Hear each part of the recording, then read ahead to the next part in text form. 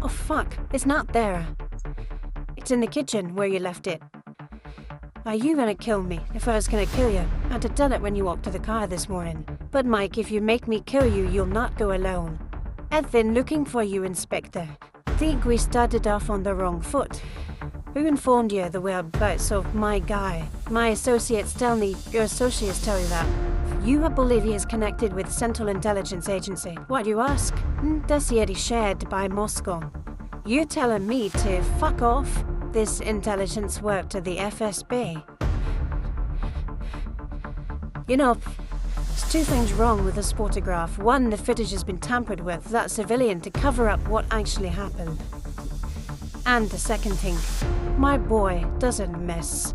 Inside a closely secured facility, a group of young boys are given barcode tattoos on the backs of their shaved heads before being taught in firearms, demolitions, unarmed combat, stamina, and strength to become professionally trained hitmen who operate all over the world. In modern-day London, Interpol agent Mike Whittier arrives home from work to discover that the lights are out. Agent 47, a lethal assassin, ambushes him at gunpoint as he walks to another room. Agent 47 has no intention of killing Mike, as he could have done earlier that morning, but is merely here to chat. He cautions Mike that if he had to kill him, his family would accompany him to the pearly gates. Mike complies and takes a seat. Oh fuck, it's not there. It's in the kitchen where you left it. Are you gonna kill me if I was gonna kill you? I'd have done it when you walked to the car this morning. But Mike, if you make me kill you, you'll not go alone. Agent 47 wonders if Mike is a decent man despite having taken lives, and he questions when a decent man decides to kill. They discuss 47's existence as a professional assassin, raised and trained by a clandestine organization known only as the Organization. 3 months ago, 47 was tasked with assassinating an African chieftain. The warlord had apprehended one of his own soldiers accused of stealing from him and had his men place him into a harness before savagely cutting off the man's arm. The warlord then discovered that the man's neck had been sewed shut, and he cried that an American had forced him to swallow something. Meanwhile, outside, 47 detonates a bomb, which kills all the men. Following the attack, Mike travels to Niger to meet with the military commander. When Mike tells him that the hit was performed by a mysterious and lethal hitman he has been following for 3 years, the man is skeptical. Mike shows the general a map covered in red tacks to warn him that the individual they are dealing with is extremely dangerous and has been responsible for over 100 fatalities around the globe. In Russia, 47 is in his hotel room, where he sets traps and examines his escape rope on the balcony to ensure it is secure. He then logs onto his employer's servers, where a female computerized voice congratulates him on his previous African hit. His next hit on a Russian presidential candidate, however, has been bumped up a few days at the client's request. He also wants the hit made public. Despite his reluctance to alter his protocol and plans due to the unexpected changes, 47 follows his instincts and agrees. 47 then begins to conduct research on his target. A few days later, his target, Mikhail Belikov, appears at a large campaign rally and begins speaking to the press when 47 takes aim and blows his head off before fleeing the scene. He was going to depart the nation when he received an urgent communication from his handler.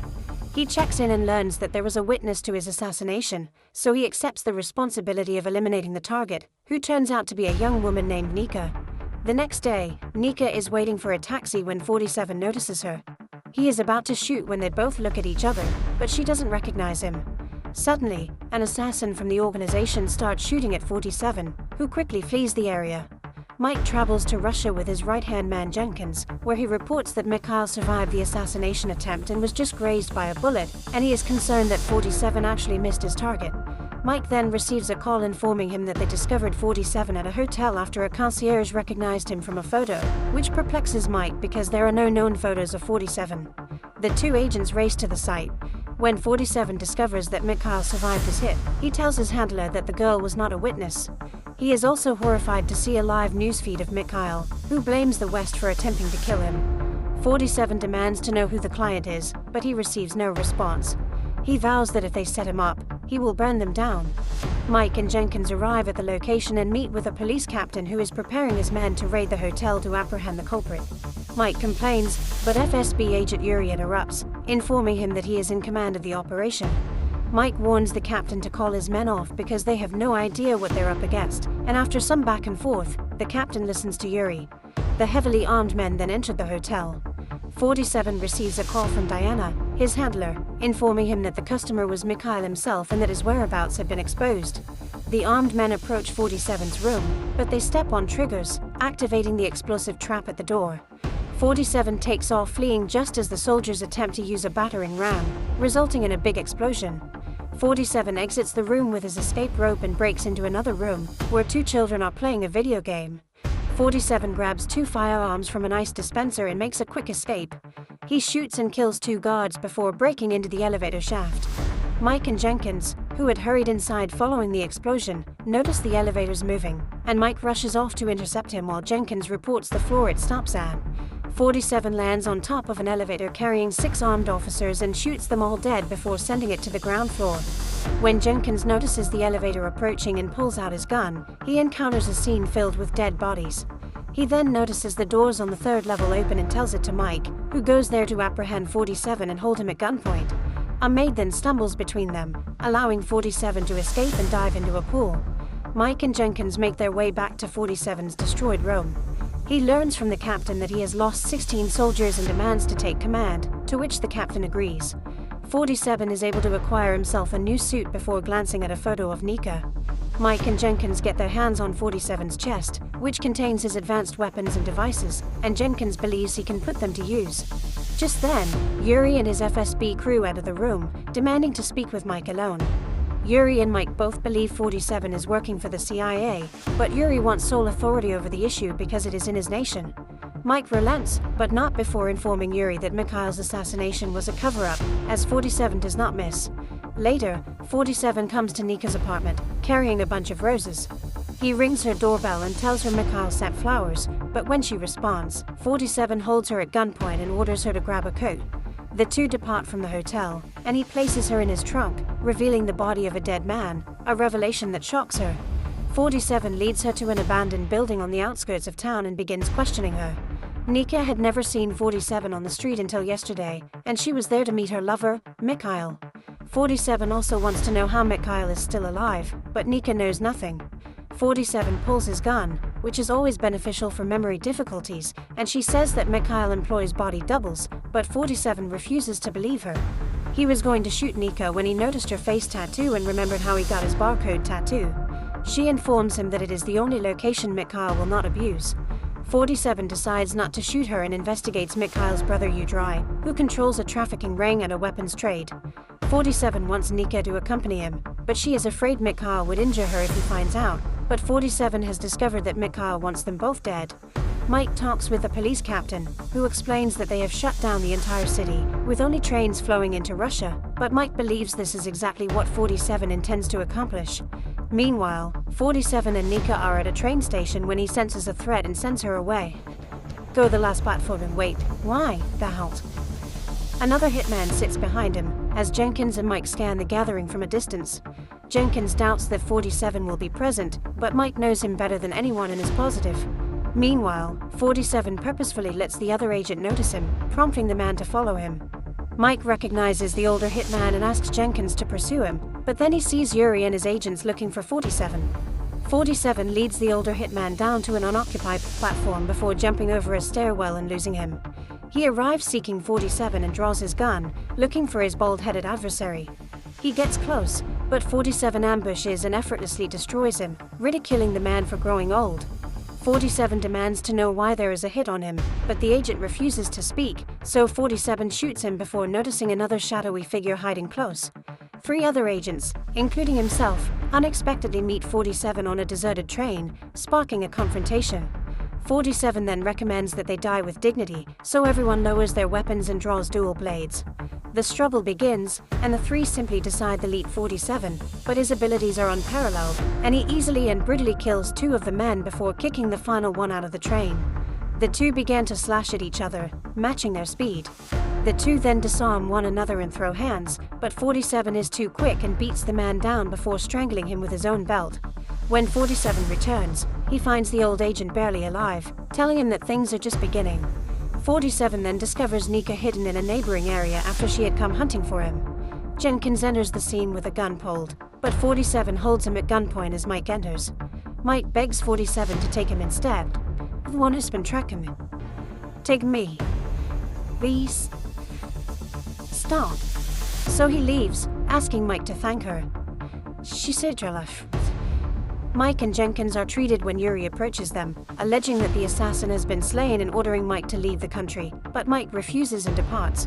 Later, 47 tells Nika that he cannot have her interfering with his business, and she sees his gun and becomes terrified.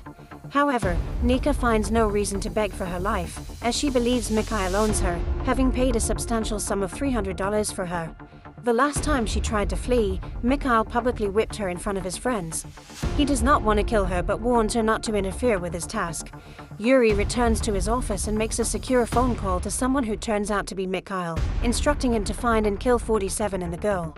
Mike and Jenkins are listening in on their talk, but the FSB quickly locates their automobile in the parking lot. They are holding weapons on Mike, claiming they have instructions to accompany them to the airport. 47 then arranges for Nika to meet with one of his associates, CIA officer Smith. While sitting on a neighboring roof with a sniper rifle, Smith tells him that he killed the real Mikhail and the Russian elites, then replaced him with a double, and now 47 has been abandoned. 47 then offers to kill Mikhail's brother, Yudry, for the CIA in exchange for a little favor. Smith then informs 47 that Yudry has been organizing something with a buyer named Price, whom he has never met.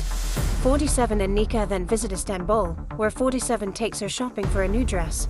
He then visits a restaurant where Price frequently dines and discovers that he has a reservation for 8. The two arrive at the restaurant, where 47 takes a drink from a waiter on his way to Price's table. He discreetly drugs the glass and returns it, and Price eventually chokes and struggles to breathe. His guys take him to the restroom, and 47 follows them. The men check 47 before he enters, but he pulls a gun and a syringe from a toilet before murdering the guard and injecting Price. He then kills the final 2 guards. He and Nika then return to their room. The next night, 47 travels to a bar where Yudry is hanging out and appears disguised as Price. Yudry encourages him to take a seat after seeing his suitcase of cash, but one of his guys quickly warns him that 47 is not Price. Yudry plays it off and begins introducing his weaponry to 47. He then holds a gun to one of his girlfriends, but 47 unexpectedly throws his briefcase, resulting in a flashbang. He then picks up 2 machine guns and begins slaughtering the men. The guys shoot back, and Yudry snatches up 2 machine guns, forcing 47 to seek cover. 47 stabilizes himself before firing back at the men, killing the majority of them before throwing a grenade that injures Yudry. When Yudry discovers 47's desire to reach his brother and pleads for assistance, 47 shoots him dead. 47 and Nika board a train leaving Russia, but 47 informs her that he needs to return. He knows the guys will never stop hunting for them if Mikhail is still alive, so he goes, telling her he will do his best. Yuri receives a summons to meet with the Mikhail doppelganger, who informs him that they have successfully taken control, with the exception of 47, whom Yuri has failed to capture. Mikhail criticizes him, calling him incompetent, before departing. Meanwhile, Mike learns from Jenkins about Yudry's death, but their supervisor instructs them to discontinue the inquiries since the EU, led by the Russians, has issued the order. When Mike hears a news report about Yudry's burial, he realizes 47 is plotting to kill the Mikhail imposter. Later, Yuri is alone in his office when the lights go out. He comes downstairs to investigate where a mysterious presence is stalking him. He pulls out his gun, but an unexpected ambush knocks him unconscious. Yuri awakens, strapped to a radio in a bathtub full of water. 47 cautions him that if he doesn't give the order to shoot Mikhail at 2:30 p.m., a generator will trigger and electrocute him. Yuri tries to act dumb, claiming he knows nothing, but 47 leaves him a rubber ducky to keep him company before departing. At Yudry's funeral, the Mikhail doppelganger arrives under heavy protection to pay his condolences. He proceeds to deliver a speech behind bulletproof glass. Yuri has just over a minute to make his decision. As the countdown runs, he instructs his sniper to shoot Mikhail instead. The sniper fires 3 shots, shattering the glass, but Mikhail is rescued by his men and being transported to safety when 47, disguised in soldier gear, ambushes them and kills all of his men in a storm of gunshots. Meanwhile, the KGB agents toss gas canisters to knock out the funeral attendants before locking down the entire chapel, believing they have 47 cornered, but Mike knows they are mistaken. 47 takes Mikhail and pulls him into another room, where another assassin assaults him with a spear. The two struggle, with 47 ripping off his ear and exchanging quick blows, but 47 gradually knocks him down before brutally killing him. Outside, Mikhail discovers that 47 is in the southwest tower and decides to go there with his men. The KGB officers overhear this and deploy their gunships. 47 demands to know who the imposter is, but the man offers to help by giving him his life back, which 47 refuses and shoots him. Suddenly, the gunship appears, tearing the entire chamber and Mikhail to shreds before departing. 47 survives the attack and then sits calm until Mike and his Interpol agents burst into the room and arrest him. They put him in a vehicle to take him to jail when they are abruptly stopped by black automobiles and swarmed by CIA agents. Smith goes out and orders them to stand down. He believes Mike and his squad are terrorist suspects, but Mike responds that they are carrying a criminal. When they discover that 47 has gone missing, Agent Smith asks him what crime he committed. Smith then apologizes for the mix-up before departing with his troops. We are then taken back to the beginning of the film, with 47 asking Mike if he is a nice man. 47 then shows Mike the body of a deceased agent, telling him that this will be his double and showing that he was shot with Mike's gun, compelling Mike to cooperate with the plan and warning him to stay away. A few days later, in Russia, 47 gives Nika the deed to a grape estate as a gift while watching her from atop a skyscraper. At his feet is a dead agent, and 47 tells him he should have stayed away from her.